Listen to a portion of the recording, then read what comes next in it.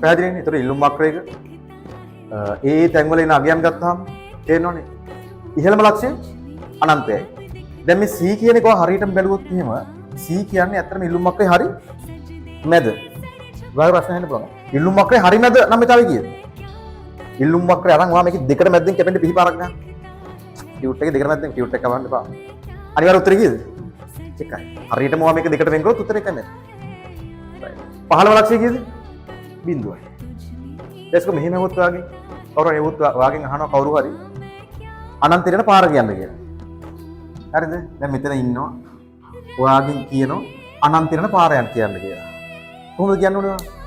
ඉල්ලුම් වක්‍රය දිගේ කෙලිම උඩට යන්න කියන්නේ. මෙතෙන්දී අනන්තය හම්බ වෙනවා. ඒතර අනන්තයට යන පාර ඊට පස්සේ මතක තියාගන්න ඕනේ. මොකද අනන්තයට යන පාර ඉල්ලුම් වක්‍රය දිගේ කොහෙවත් හැරෙන්න එපා. කොහොමද යන්න ඕනේ? කෙලිම උඩට යන්න. ඒතර කවුද ඉන්නේ? අනන්තයේ ඉන්නවා. දන්නේ? අර අනන්තයට යන පාර දිගේ කියලා සින්දුවක් තියෙන අහලා තියෙනවනේ. ඒකේ කියන්නේ අනන්තය කොතනද කියලා. හැබැයි දැන් ඔයා දැනගන්න ඕනේ. right? ඉල්ලුම් වක්‍රය දිගේ කෙලිම උඩට ගියාම අනන්තයේ ඉන්නවා.